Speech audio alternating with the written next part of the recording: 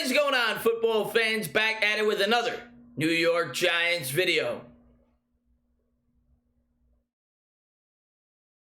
What do you guys think? I got a new green screen. Let me know at the end of the video. Drop your comments in the comment below. No, I'm just kidding. I'm actually dog sitting for my friend, so you may see a video here and there in a different setting. So no green screen today, guys. So if that bothers you, I apologize. It's only temporary. But in this video, I wanted to jump into some of the major storylines of the day for the New York Giants. Of course, the New York Giants had their first of what is scheduled to be 2 joint practices against the New England Patriots today and tomorrow, before they then take them on Sunday for our final preseason game, in which Daniel Jones and the starting offense and defense is set to play, at least from what it sounds like from Joe Judge, a full half of football. So that's good news there. We get to get a better eye on what the New York Giants are working with. Judge has also come out and said that the New York Giants and New England Patriots are in talks of making this a yearly thing where they square up against each other 2 or 3 times before their preseason matchup to be able to better, get a better look at each other's teams. And I think that's great news. Anytime you get an opportunity to practice against another team and get a better eye of what your team needs to work on, I think it could be very valuable in training camp. So that was news as well. In this video, of course, we're going to talk about the big storylines that came out today, that being Kyle Rudolph. There was a story about Saquon Barkley, Adoree Jackson, which I'm sure you guys have heard a lot about. We'll talk about the injury. We'll talk about how severe it may or may not be and what the New York Giants may have to do to overcome it if it does linger into the regular season. Of course, not all the full details are out yet. And we're going to touch on the Broncos officially naming their starting quarterback for Week 1, and we're going to start with that.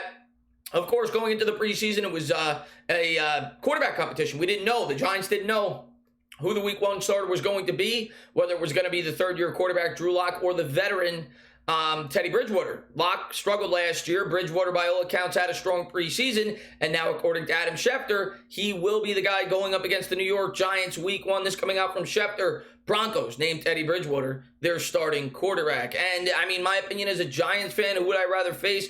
I've said in my live streams, I guess I prefer Lock, just for the simple reason I think Lock is more prone to turning the football over, but he does have a bigger upside, and maybe if Adoree Jackson's not going to play, I may actually say Bridgewater, who doesn't have the biggest of arms. He's more of a conservative quarterback. I think his career high is 15 touchdowns. He's a guy that's probably not going to beat himself, but he's also a guy that's not going to win you very many football games. He kind of plays basically like the way Daniel Jones did all of last year, and obviously we want Jones to become more of an effect in the game going into this year. We expect bigger plays from Daniel Jones, but with Teddy Bridgewater, it's a resume. The guy's career high in a season is 15 touchdowns. Don't expect him to go out there and light up the field. I wouldn't have been scared either way, no matter who was going to be the quarterback for the Denver Broncos, and by no means am I trying to disrespect Teddy Bridgewater, but he's not a guy that strikes fear into my heart. In my opinion, that game's still going to come down to the defense and the ground attack for the New York Giants, but they will be going up against Bridgewater, and now they can start the game plan for him after their final preseason game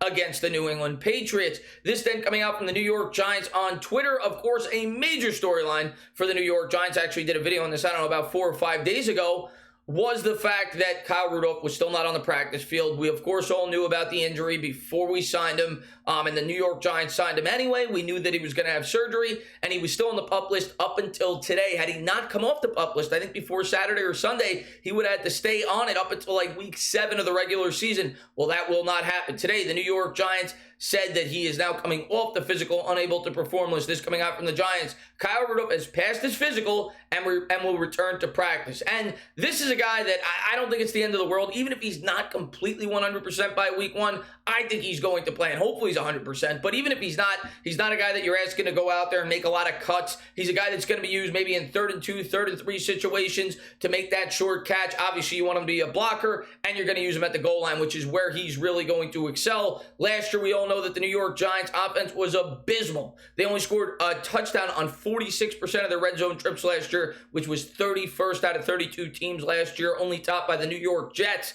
who were 42%. The 30th team, I think, was like 50%. So there was a big gap between the New York Giants and team number 30. We were horrible in that area. Daniel Jones only threw 5 red zone touchdowns all year. Well, now you're bringing in a guy who the last time he had a full role with the Minnesota Vikings, last year they kind of, didn't use him as much in the offense, which is why he wanted to leave. He had 5 red zone touchdowns in 2019. I think he had 7 in 2017. And I think from what I read on Twitter, it might have been from Alex Wilson, He has 48 career touchdowns. 40 of them have come from within the red zone. You tack on Kenny Golladay, who his last full season was 2019. He had 6 red zone touchdowns. So between the two, you're talking 11 red zone touchdowns in 2019 alone. You're adding to this offense. That should only help Daniel Jones in the red zone. So hopefully both those guys are ready to go week 1 for the New York Giants. This is a picture coming out from Zach Rosenblatt. Kyle Rudolph is back, and it's great to see him in the pads. And like I said, I'm pretty confident he's going to be out there for the New York Giants week 1. As far as Tony goes, we'll see.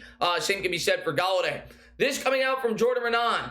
And, we received reports today also from Joe Judge. Didn't pull up the quotes, but I'll talk briefly about it before we jump into what Jordan had to say, that the New York Giants expect to get Saquon Barkley some contact, both in practices, and Judge made it sound like he wants to at least give him a couple of hits from within the preseason game if possible. Said he will not be out there unless he takes a few hits before the start of the season. He said that would not be fair to Saquon Barkley. Now that doesn't necessarily mean that he's going to have to play in the preseason game. They could simulate contact in practice, so on and so forth, but we're going to have to wait and see how it all plays out. Barkley today did miss practice, but the good news is it had nothing to do with a physical setback. This coming out from Jordan Renan. Saquon Barkley will not be at Wednesday's joint practice with the Patriots as he attends a personal matter. They didn't go into full, disclosure as to what it was per sources. Expected to rejoin the Giants Thursday in Foxboro, where the plan is to get him going in live drills. This isn't expected to set Barkley back. Still possible, ready for week 1. And of course, they're going to have to simulate some contact before they feel he's ready to go. Now, of course, the big news of the day and the worst news of the day was Adoree Jackson. And up until this point, yes, we've had some nagging injuries, but we haven't had anything serious yet for the New York Giants. We all hope and almost expect Golladay and Tony possibly to be back by week 1. Barkley already knew going into the year, and Rudolph's looking promising. But we didn't have any injuries so far in this training camp where you said to yourself, oh my God, it's the end of the world. This guy could miss the whole season. Well, news came out today from Adoree Jackson. I think he first had some kind of injury that was not ankle related. I'm not 100% sure on that. Came back on the football field, then suffered an injury later in the practice for the New York Giants, and then was carted off the field. By all accounts, he walked to the cart, then was carted off the field, had his ankle wrapped in tape. Word came out from Ian Rappaport. I'm still waiting for the full severity of this sprain. Of course, we know as New York Giants fans with Saquon Barkley, a high ankle sprain is much more limiting than a traditional ankle sprain. So if it's a high ankle sprain, it could be a while. I mean, Saquon Barkley, I think, was back within 3 weeks, but we all saw how he played. We knew he probably should have taken at least 2 or 3 more weeks before he was out there on the football field. He wasn't close to 100%. Of course, Adoree Jackson isn't a running back. You're not asking him potentially maybe to make as many cuts, but if it's a high ankle sprain, I'd expect Jackson to at least miss the first 2 games. Hopefully it's not that. Hopefully it's just a traditional sprain, being that we're 2.5 weeks out now. So you're talking about 17, 18 days before the start of regular season. If it's just a traditional sprain, maybe he could be out there, but we're going to have to wait and see. The good news that comes out of all of this doesn't sound close to being a season-ending type injury. He may miss 1, 2, possibly even 3 weeks, but it doesn't sound like it'll be any more severe than that. This coming out from Ian Rappaport. Cornerback Adoree Jackson, who went down in practice today, suffered a sprained ankle, sources say. He's dealing with significant swelling, and he'll have tests to determine the severity and type of sprain. If all goes well, he'll rest up for week 1, and if he's not ready to play week 1, well, then you got to ask yourself as a New York Giant fan, who steps in? Is it going to be Josh Jackson? Is it going to be a rookie in Rodarius Williams? You're asking him to do a whole hell of a lot. Regardless of whoever it is, if Adoree Jackson's out, expect Teddy Bridgewater and the Denver Broncos to target that cornerback heavily. And the New York Giants will have to make sure that they have as much help as they possibly can. If they're going with Rodarius Williams out there, expect the New York Giants to do a lot of what they did last year, a bend but don't break approach. Don't expect them to be ultra aggressive with a 6th-round rookie corner if he is in fact starting for the New York Giants, or Josh Jackson, or whoever that may be. But hopefully, knock on wood, keep your fingers crossed, Adoree Jackson will be out there week 1. The good news is, in terms of it being Bridgewater, Teddy Bridgewater, like I said earlier, is not really a guy that strikes fear into the heart of your defense that he's going to tear you up for 3 or 4 touchdowns and throw for 400 yards. It's not the end of the world. It's not like we're going up against an electric offense and maybe we could get by for a week. This coming out by Art Stapleton. Scrum with the Giants defensive line and the Patriots offensive line. Of course, the New York Giants have had a few fights so far in the preseason. Nothing changed today. Didn't sound like it was too severe. Just typical offensive and defensive linemen going at it. The funny part of it was that Bill Belichick, much like Joe Judge, made his player run a lap.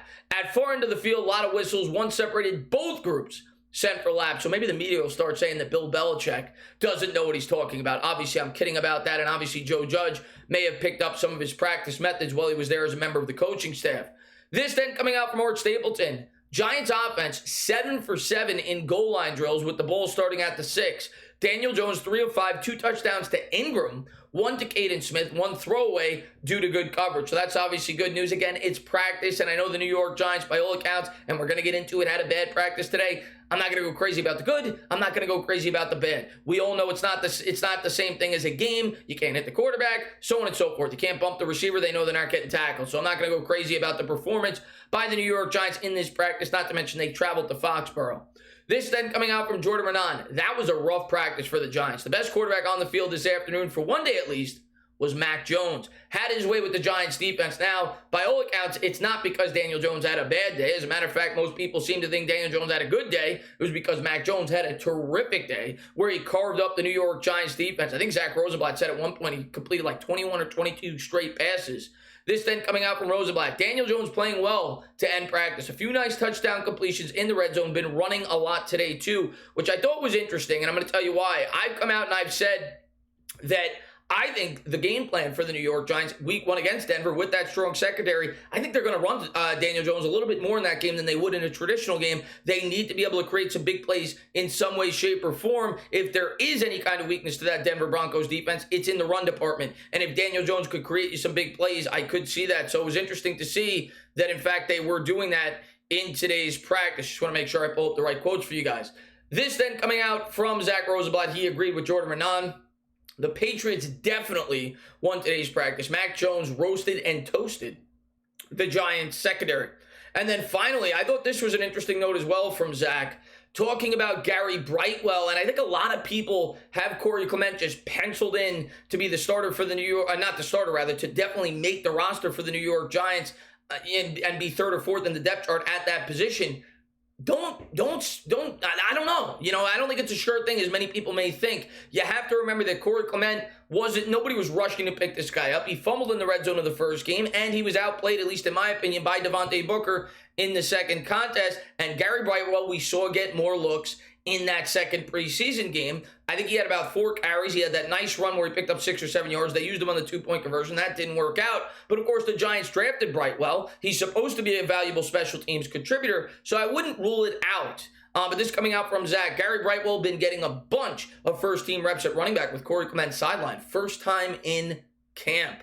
So there you have it. I thought that was interesting as well. Maybe it's at least hinting that Brightwell has a pretty solid chance to crack this New York Giants 53-man roster. Of course, we're going to see how the players perform this coming week against the New England Patriots, and that'll have a lot to say as to who makes the final 53. But as far as Jackson goes, hopefully we have more information tomorrow. Hopefully we have more information about Saquon Barkley. I'll be sure to talk about it. And if anything big breaks today, I'll definitely have a video out on that as well. Was going to go live for this, but then when I got the full information, I said, all right, it's not live worthy to talk about, a guy that has an ankle sprain. It wasn't season ending. We don't have to panic. We don't have to talk about who's going to replace him throughout the totality of the season. Hopefully Jackson's back as quickly as possible, though. That was definitely a scare today for New York Giants fans, and I think it kind of answers the question as to why it is at least reasonable as to why the New York Giants decided to be cautious with the first-team offense and defense in the second preseason game. The main thing in preseason for me is not to have injuries, but we'll have to wait and see how it all plays out week 3 against the New England Patriots. As always, guys, if you like what you watch, please subscribe, drop a comment, maybe give me a little thumbs up. Cheers.